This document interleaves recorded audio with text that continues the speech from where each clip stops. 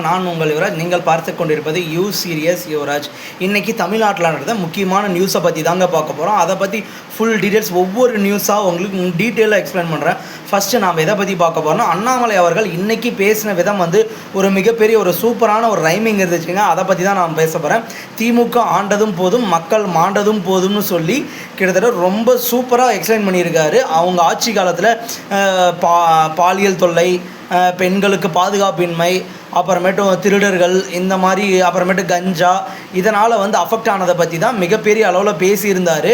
அடுத்ததாக பார்த்திங்கன்னா, ரூபாய் 8000 கூப்பன் ஒரு அப்பாவி பெண்ணின் உயிரையே காவு வாங்கியது என்று ஒரு சில மீடியாக்களில் இப்போ பேசிகிட்டு இருக்காங்க.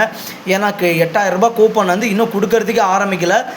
ஒரு சில பகுதியில் கொடுத்து அதை போய் இப்போயே பொருள் கேட்டு மக்கள் கேட்டிருக்கிறதா சொல்லி தகவல் கொடுத்துருக்காங்க. இது திமுக அரசாங்கத்தினுடைய தவறு என சுட்டி காட்டியிருக்காங்க. அடுத்ததாக இன்னும் 3வது நியூஸ் எதை பற்றி பார்க்க போகிறோன்னா, புது பெண் மீது ஆசிட் வீச்சு, முன்னாள் காதலன் வெறி செயல். இது எங்கே போய் சொல்கிறது? ஒரு பெண்ணுன்றா பிறந்தா வாழவே கூடாதுங்களா? அப்படி தான் இந்த மாதிரி ஆண்கள் நடந்துகிட்ருக்காங்க. அடுத்த நியூஸுக்கு போவோம். அடுத்ததான் நம்ம எதை பற்றி பார்க்க போகிறோன்னா, நாங்கள் மகளிருக்கு இடஒதுக்கீட்டை ஆதரிக்கிறோம் என்று தேஜஸ்வி யாதவ் அவர்கள் மிகப்பெரிய அளவில் தெரிவிச்சிருக்காரு. இந்த சட்டம் 2023 அமல்படுத்தப்பட்டிருக்கிறதாகவும் சொல்லியிருக்காரு. மக்கள் தொகையில் பாதியான பெண்களுக்கு 33% அல்ல 50% இடஒதுக்கீடு வழங்க வேண்டும் என்று அவர் கேட்டுக்கொண்டிருக்கிறார். ஆனால் இந்த இடஒதுக்கீட்டிற்குள் பட்டியல் சாதியினர், பழங்குடியினர் மற்றும் இதர பிற்படுத்தப்பட்ட வகுப்பினருக்கு தனி இடஒதுக்கீடு இருக்க வேண்டும். அதாவது இடஒதுக்கீடு பிரிவுகளை சேர்ந்த பெண்களும் கட்டாயமாக இடங்கள் ஒதுக்கப்பட வேண்டும் என்பதை அவர் டீட்டெயிலாக கேட்டிருக்காங்க. தமிழக முதலமைச்சர் மு.க. ஸ்டாலின் அவர்கள் அவருடைய எக்ஸ் தள பதிவில் தெரிவிச்சிருக்கிறது என்னன்னா, நாளை தமிழ்நாட்டின் வீடுகளில், வீதிகளில், கடைகளில் கருப்பு கொடி பறக்கட்டும், வாசல்களில் நம் எதிர்ப்புணர்வு கோலங்களாய் பதியட்டும் என அவர் தெரிவிச்சிருக்கார். இது தனிப்பட்ட இயக்கத்தின் போராட்டம் அல்ல, ஒட்டுமொத்த தமிழ்நாட்டின் போராட்டம், தமிழரின் உரிமைக்கான போராட்டம் என அவருடைய தளத்தில் பதிவிட்டிருக்காரு. எனவே கட்சி வேறுபாடுகளை கடந்து அனைவரும் குரல் எழுப்புவோம். நாளை நாம் குரல் எழுப்ப மறுத்தால் நாடாளுமன்றத்தில் நமது குரல் மதிப்பற்று போய்விடும். இந்த போராட்டத்திற்கு தேவையான கருப்பு கொடிகள் உங்கள் வீடு தேடி வர மாவட்ட செயலாளர்களுக்கு அறிவுறுத்தியுள்ளேன். இவ்வாறு அவரோட எக்ஸ்தலத்தில் பதிவு பண்ணியிருக்காரு. இது என்ன காரணம்?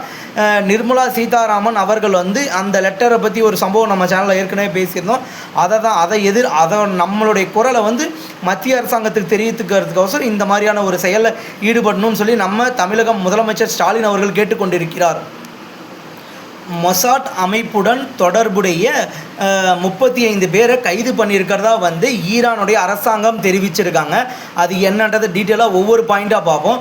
உளவு பார்த்தல், சட்டவிரோத கடத்தல், ஆயுதங்கள் கடத்தல் மற்றும் பிரிவினைவாத அமைப்புகளுடன் தொடர்பு உள்ளிட்ட குற்றச்சாட்டுகள் கீழ் கைது செய்யப்பட்டுள்ளனர். கிட்டத்தட்ட 35 பேரை அந்த அமைப்பை சேர்ந்த மொசாட் அமைப்பை சேர்ந்த 35 பேரை ஈரான் அரசு கைது பண்ணியிருக்கிறதா இப்போதைக்கு தகவல் கிடைச்சிருக்கு. இவங்களாம் நாட்டில் உளவு பார்த்து கிட்டத்தட்ட வெளிநாடுகளுக்கு தகவல் கொடுக்குறவங்க. அதன் காரணமாக நாங்கள் அரெஸ்ட் பண்ணியிருக்கிறதா ஈரான் அரசு அறிவிச்சிருக்காங்க. அடுத்த நியூஸ் எதை பற்றி பார்க்க போகிறோம்னா, தேர்தலை விட சுயமரியாதையே முக்கியம், முதலமைச்சர் மு.க. ஸ்டாலின் அவர்கள் பேச்சு.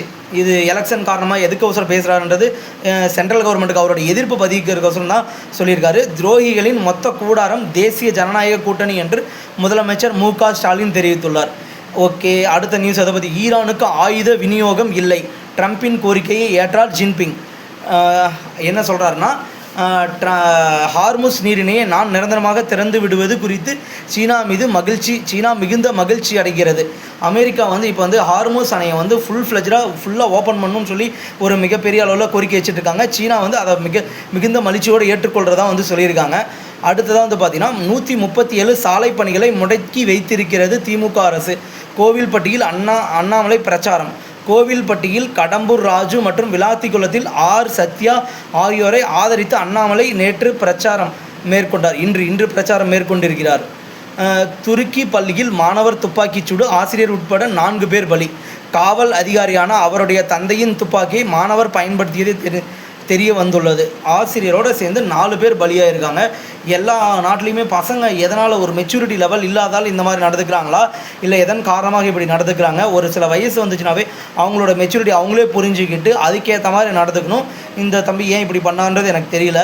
ஓகே, மகளிர் இடஒதுக்கீடு மசோதா என்பது தொகுதி மறுவரையறையை திசை திருப்பும் முயற்சி. தயாநிதி மாறன் பேச்சு. தென்னிந்திய மாநிலங்களின் உரிமைகளை பறிக்க பிரதமர் மோடி முயற்சிக்கிறார் என தயாநிதி மாறன் விமர்சித்துள்ளார். திமுக அரசு வந்து பார்த்திங்கன்னா மறுவரையறைன்னு சொல்லி அதை பற்றியே பேசி பேசி பேசி பேசி பாஜகவை வந்து தமிழ்நாட்டில் வந்து ஒரு மிகப்பெரிய எதிரி கட்சியாகவே பார்த்துட்ருக்காங்க. அவங்கள நீங்கள் வந்து முழுமையாக ஆட்சி பண்ணுறதுக்கு விட மாட்டீங்க, அவங்களோட ஆளுமையை காட்டுறதுக்கு விட மாட்டீங்க, நீங்களும் ஒன்று மக்களுக்கு பண்ணிடாதீங்க. தயாநிதி மாறன் சார், நீங்கள் எப்படி சார் இந்த எலெக்ஷன் சமயத்தில் வந்தீங்க? இத்தனை நாள் எங்கே இருந்தீங்க? சன் பிக்சர்ஸ் மற்றும் அதனுடைய நிறுவனங்கள் கூட காண்டாக்டில் இருந்திருப்பீங்க. நீங்கள் அதை போய் ஐபிஎல் பார்த்துட்டு இருக்கலாமே, நீங்கள் இப்போ வந்து இந்த இதுக்கு வந்தீங்க, அரசியலுக்கு ஏதாச்சும் நாமளும் பேசணும் அப்படின்றதுக்கோசரம் வந்திருக்கீங்களா? கொடுத்த காசுக்கோசரம் பேசணும்னு வரீங்களா? பார்த்துக்கலாம். அடுத்ததாக வந்து பார்த்திங்கன்னா, காட்டு யானைகளை ஊருக்குள் வருவதை தடுக்க மரங்களில் பலாப்பழங்களை அகற்றும் வனத்துறையினர். யானைகள் வந்து மிக அதிகமாக விரும்பி சாப்பிடக்கூடிய ஒரு பொருள்னு பார்த்திங்கன்னா அது வந்து பலாப்பழம் தாங்க. அதனால் வந்து காட்டு யானைகளை ஊருக்குள் வருவதை தடுக்க மாநிலங்களில் உள்ள பலாப்பழங்களை வனத்துறையினர் அகற்றி வருகின்றனர். இது எவ்வளோ பெரிய ஒரு கொடுமையான சம்பவம்னு பார்த்திங்களா? அதுங்களுக்கு உணவு தண்ணி தேடி வரப்போ நாம் வந்து அது இல்லாமல் பண்ணிட்டோம்னா அது இல்லைன்னு சொல்லி என்ன ஓடி போயிட போகுதுங்களா? அது எப்படியும் நாட்டை தாக்க தான் வீடுகளை பக்கத்தில் அருகில் இருக்கக்கூடிய ஊர்களை தாக்க போகுது. அதுக்கு வந்து இவங்க வழிவகுத்து கொடுக்குற மாதிரி இந்த பேச்சு இருக்குது. அடுத்த வந்து பார்த்திங்கன்னா, தகாத உறவில் சிதைந்த குடும்பம். பிள்ளைகளை தவிக்க விட்டு கள்ளக்காதலனுடன் தற்கொலை செய்த தாய். கள்ள தொடர்பால் குடும்பம் சீரழிந்த சம்பவம் அப்பகுதியில் சோகத்தை ஏற்படுத்தியது. ஓகே, இது முக்கியமான நியூஸ் கிடையாது. அடுத்ததான் வந்து பார்த்திங்கன்னா, திமுக நிர்வாகியிடம் ஆதரவு கேட்ட பாஜக வேட்பாளர் எல் முருகன். அவிநாசி தொகுதியில் பாஜக சார்பில் மத்திய இணை மந்திரி எல் முருகன் போட்டியிடுகிறார். ஓகே, சிபிஎஸ்இ 10ஆம் வகுப்பு தேர்வு முடிவுகள் வெளியீடு. 55,368 மாணவர்கள் 95% கூடுதலான மதிப்பெண்களையும், கிட்டத்தட்ட 2,21,574 மாணவர்கள் 90% கூடுதலான மதிப்பெண்களையும் எடுத்துள்ளனர். கிட்டத்தட்ட சிபிஎஸ்சியினோட ரிசல்ட் வந்து ஒரு பெரிய அளவில் எதிர்பார்க்கப்பட்டது. 95% மாணவர்கள் வந்து கூடுதலான ஒரு நல்ல பெஸ்ட்டு ஸ்கோர் பண்ணியிருக்கிறதா வந்து சொல்லியிருக்காங்க. ஓகே கைஸ், இந்த நியூஸ் எப்படி இருந்துச்சுன்னு பார்த்துட்டு உங்களுக்கு பிடிச்சிருந்தா லைக், ஷேர் அண்ட் சப்ஸ்கிரைப் பண்ணுங்கள். Thank you guys, thank you.